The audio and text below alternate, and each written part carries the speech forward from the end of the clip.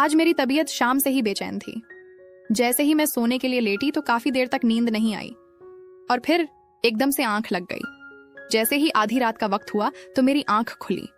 मुझे प्यास महसूस हो रही थी। मैं अपने कमरे से बाहर निकली तो सामने ही सहन में अपनी सांस कुचलते हुए देखा। मैं हैरान थी। ना जाने मेरी सासू माँ के साथ क्या मसला था कि वह इस तरह आधी रात को सहन में चलती रहती है। मैंने एक दो बार अपने पति विक्रम से भी पूछा, विक्रम क्या बात है, माँ जी ऐसे क्यों चलती रहती है, आखिर उन्हें क्या परेशानी है।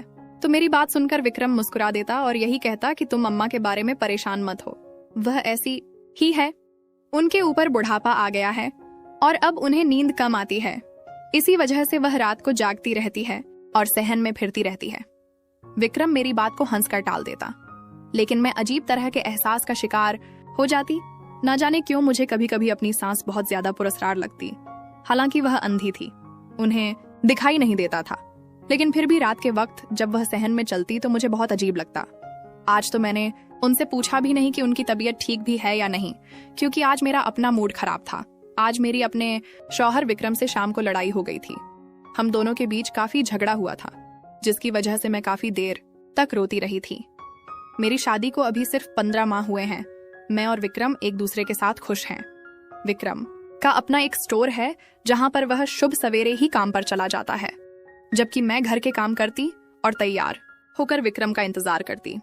ये शादी मेरी खाला ने करवाई थी, क्योंकि मेरे माँ बाप तो मेरे बचपन में ही मर गए थे और मैं अपनी खाला के पास रहती थी। इसीलिए खाला ने विक्रम केरे को फौरन कबूल कर लिया और उसके बारे में कोई भी खबर नहीं की। वह तो मेरी किस्मत अच्छी थी कि विक्रम काफी अच्छा और सुलझा हुआ शौहर साबित हुआ। वह मुझसे मोहब्बत करता था और मैं भी उसकी मोहब्बत में खो गई। लेकिन शादी के 6 महीने के बाद ही जब मुझे इस बात का अंदाजा हुआ कि विक्रम की मोहब्बत तो पानी का बुलबुला है, क्योंकि आज घर की पूरी सफाई के दौरान जब मैंने विक्रम की शादी की तस्वीरें देखी तो मेरे पैरों के नीचे से जमीन सरक गई और मैं जैसे एकदम परेशान हो गई। मुझे अपनी आंखों पर यकीन नहीं आ रहा था कि वह तस्वीरें विक्रम की शादी की है। विक्रम उनमें दूल्हा बना बहुत खूबसूरत लग रहा था और बहुत खुश भी, जबकि उसके साथ एक बहुत खूबसूरत लड़की थी। उसके चेहरे से भी खुशी जाहिर हो रही थी। मैं हैरत से उन तस्वीरों को देख रही थी, क्योंकि मुझे विक्रम की शादी के बारे में नहीं पता था। मैं नहीं जानती थी कि विक्रम पहले से शादीशुदा था, पर सारा दिन मेरा बहुत बेचैन और परेशान गुजरा था और मैं नहीं जानती थी कि मैं अब क्या करूंगी। रो रो कर मेरा बुरा हाल था। मुझे यूं लग रहा था जैसे मेरा घर बर्बाद हो गया है। लेकिन शाम को जब विक्रम आया और उसने मेरा उतरा हुआ चेहरा देखा तो पूछने लगा, राधा तुम्हें क्या हुआ है, तुम इतनी खामोश और उदास क्यों लग रही हो। विक्रम ने मुझसे परेशानी से पूछा तो मैंने उसकी शादी की तस्वीरें उसके सामने रख दी, जिन्हें देखकर विक्रम का रंग लाल पड़ गया और वह कहने लगा, राधा मैं तुम्हें सच बताता हूँ, तुम मेरे बारे में गलत मत सोचो। मैं तुम्हें बहुत पहले यह सच्चाई बताना चाहता था, लेकिन हिम्मत नहीं कर पा रहा था। विक्रम ने फौरन मुझे कहा तो मैं एकदम गुस्से से चिल्ला उठी और उससे कहा, विक्रम आखिर तुम कब मुझे सच्चाई बताना चाहते थे। जब मेरी और तुम्हारी शादी हो गई महीने गुजर गए हैं, लेकिन तुमने आज तक कभी मुझे अपनी पिछली जिंदगी के बारे में कुछ नहीं बताया। आखिर यह लड़की कौन है, क्या वाकई तुम्हारी इसके साथ शादी हुई थी, और अगर हुई थी तो फिर वह लड़की अब कहाँ है। मैंने एकदम चिल्लाकर विक्रम से कहा तो वह कहने लगा, वह लड़की अब इस दुनिया में नहीं है, इसलिए मैं तुम्हें उसके बारे में नहीं बता रहा था, क्योंकि दिव्या का इंतकाल हो चुका है, वह मुझे छोड़कर जा चुकी है। विक्रम के लहजे में दुख था और मैं एकदम जैसे खामोश हो गई। मुझे यकीन नहीं आ रहा था कि वह हंसती मुस्कुराती खूबसूरत और कम उम्र लड़की अब इस दुनिया में नहीं थी। मैंने एकदम परेशानी से पूछा, विक्रम आखिर उसे क्या हुआ था, वह एकदम कैसे यह दुनिया छोड़ गई। मैंने विक्रम से पूछा तो वह कहने लगा, दरअसल दिव्या और मेरी शादी को अभी सिर्फ 3 महीने ही गुजरे थे, जब एक दिन सिलेंडर की गैस लीक के दौरान घर में धमाका हो गया और दिव्या का मौके पर ही इंतकाल हो गया। मेरे लिए यह सदमा बहुत बड़ा था, क्योंकि दिव्या पेट से थी और वैसे भी वह मुझे बहुत पसंद थी। लेकिन उसके चले जाने के बाद मैं काफी उदास और परेशान रहा और कितने अरसे तक खुद को घर में बंद रखा। फिर आहिस्ता आहिस्ता अपने काम की तरफ ध्यान दिया तो अम्मा ने मेरी उदासी को देखते हुए दोबारा शादी का फैसला किया और मेरे लिए तुम्हें चुन लिया। मैं पहले इसके लिए नहीं मान रहा था, लेकिन मैं अम्मा की खातिर मान गया और जब तुम्हें शादी के दिन पहली बार देखा तो अपना दिल हार गया और अपने दिल में तुम्हारे लिए मोहब्बत महसूस करने लगा। इसलिए मैं तुम्हें दुख नहीं पहुंचाना चाहता था। अगर तुम्हें दिव्या के बारे में पता चलता तो तुम उदास हो जाती, परेशान हो जाते, जबकि मैं ऐसा नहीं चाहता था। मेरी मजबूरी को समझो और मुझे माफ कर दो। ये मेरी पहली और आखिरी गलती है। आइंदा तुमसे कोई भी बात नहीं छुपाऊंगा। विक्रम के जवाब ने मुझे काफी हद तक सुकून कर दिया था, क्योंकि एक तो दिव्या भी इस दुनिया में नहीं थी और विक्रम भी मुझसे बेहद मोहब्बत करता था। लेकिन फिर भी मुझे इस बात का दुख था कि विक्रम ने मुझे धोखे में रखा और दिव्या के बारे में पहले नहीं बताया। हालांकि वह बात शाम को खत्म हो गई थी, लेकिन फिर भी मेरे दिल में विक्रम की तरफ से दुख था और मैं इसी बात पर उदास थी कि मेरा शौहर पहले से शादीशुदा था और उसके दिल में अपनी बीवी के लिए मोहब्बत थी। इसी परेशानी में मैंने खाना भी नहीं बनाया था। विक्रम खाना बाहर से ले आया था, क्योंकि मेरी सास कोई काम नहीं कर सकती थी। वह अंधी थी, उन्हें दिखाई नहीं देता था, इसीलिए मैं उनसे कोई काम नहीं करवाती थी और ना ही वह करती थी। इस वक्त भी जब मैं विक्रम से लड़ झगड़ कर कमरे से बाहर आई तो मेरी सास बाहर ही खड़ी थी। मुझे देखकर एक तरफ को चल पड़ी। मुझे अजीब सा एहसास हुआ।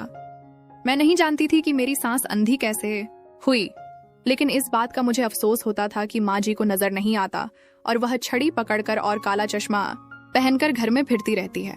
लेकिन एक बात बहुत अजीब थी, माँ जी हर इतवार को अपनी नौकरानी के साथ कहीं जाती थी। और जब मैंने विक्रम से इस बारे में पूछा तो वह कहने लगा कि अम्मा घर पर बैठकर तंग आ जाती हैं, इसलिए इतवार को जरा बाहर निकल जाती है। मुझे उनके जाने पर कोई ऐतराज नहीं था, लेकिन मैं हैरान होती थी कि अम्मा घर पर रहकर कभी मुझसे कोई बात नहीं करती थी, लेकिन हर इतवार को वह घर से लाजमी बाहर जाती थी। तो फिर वह किसी और के साथ क्या बात करती होंगी, और यही बात मुझे हैरान करती थी। अब की बार भी अम्मा इतवार को अपनी नौकरानी को लेकर घर से चली गई। अम्मा जब इतवार को जाती थी तो काफी घंटों के बाद घर वापस आती थी और उस वक्त काफी थकी होती थी। मुझे बहुत अजीब लगता कि अम्मा घर से बाहर क्या करने जाती हैं और फिर इतनी थकी हुई क्यों वापस आती है, जबकि अम्मा के मामले में विक्रम मेरी कोई बात नहीं सुनता था और ना ही अम्मा के बारे में ज्यादा बात करता था। आज भी इतवार था और अम्मा आज भी 10 बजे अपनी नौकरानी के साथ कहीं चली गई थी। मुझे भी घर का कुछ सामान लेना था, इसलिए मैं अम्मा के जाने के थोड़ी देर के बाद घर का सारा काम खत्म करके बाजार की तरफ निकली। मार्केट से कुछ सामान लिया और जैसे ही घर की वापसी की तरफ कदम बढ़ाए तो सामने ही अम्मा और उनकी नौकरानी जा रहे थे। अम्मा ऐसे चल रही थी जैसे कोई आम इंसान चलता है। ना तो उन्होंने काला चश्मा लगा रखा था और ना ही उनके हाथ में स्टिक पकड़ी हुई थी। मैं बेहद हैरान हुई और सोचा अम्मा आखिर कहाँ जा रही है, आखिर वह चश्मा और स्टिक के बिना कैसे चल रही है। मैं बेहद हैरान हुई और उनके पीछे चलने लगी।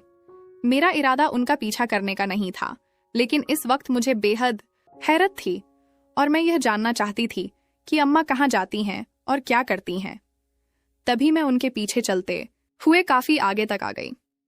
अम्मा ने काफी रास्ता पैदल ही गुजार दिया था और अब वह चलते चलते जंगल में आ गई थी। मैं बेहद हैरान हो गई थी, आखिर अम्मा का जंगल में क्या काम है। अम्मा के पीछे चलकर मैं थक चुकी थी। मेरे हाथ में सामान था और पैर भी दर्द करने लगे थे, लेकिन मैंने सोच लिया था कि आज मैं अम्मा का राज्य जानकर ही रहूंगी, इसीलिए उनके पीछे पीछे जंगल में आ गई। अम्मा जंगल में आकर एक जगह पर बैठ गई। उनके हाथ में कुछ चीजें थीं जो उन्होंने सामने रखी और आंखें बंद कर लीं, जबकि उनकी नौकरानी उनके पीछे ही खड़ी थी। मैं हैरत से यह सब कुछ देख रही थी। मुझे अंदाजा हो गया था कि अम्मा कोई अमल कर रही है यकीनन हमारे घर की बेहतरी के लिए ही होगा। मैं अपनी सोच पर शर्मिंदा होती हुई वापस घर आ गई, लेकिन कुछ ऐसा था जो मुझे खटक रहा था और बेचैन कर रहा था।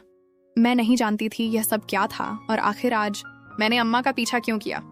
अम्मा तो काफी देर के बाद घर वापस आई थी, लेकिन मैंने उनके ऊपर जाहिर नहीं किया कि मैं उनका राज जान गई हूँ, क्योंकि मैं उन्हें यह बात नहीं बता सकती थी कि मैंने चोरी से उनका पीछा किया।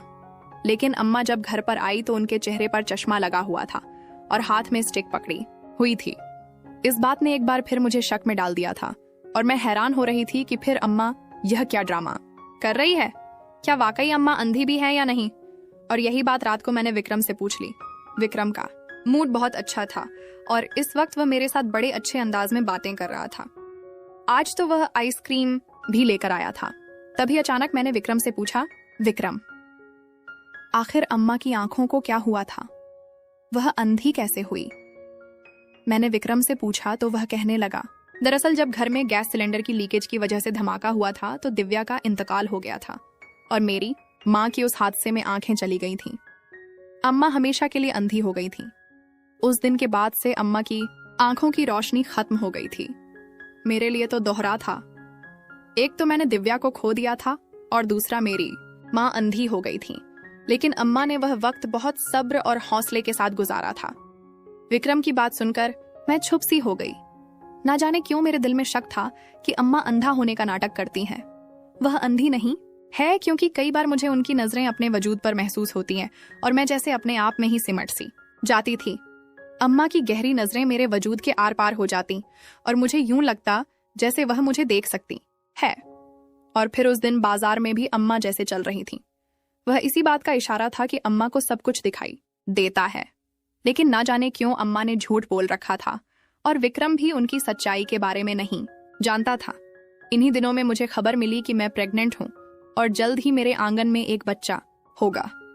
ये खबर सुनकर मेरी खुशी की कोई इंतहा नहीं थी, क्योंकि को सप्ताह फिर माँ हो गए थे और अभी तक मैं एक बार भी हामिया नहीं हुई थी।